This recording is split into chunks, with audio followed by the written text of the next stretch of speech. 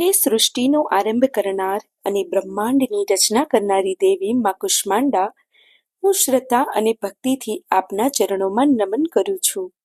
મને તમારા જેવી આંતરિક ઉર્જા, પ્રકાશ અને સકારાત્મકતા આપજો.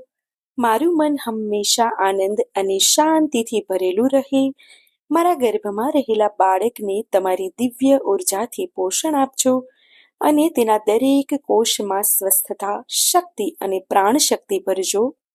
હે માં, મારા બાળકના જીવનમાં પ્રકાશ, ખુશી અને સકારાત્મકતા હંમેશા રહે.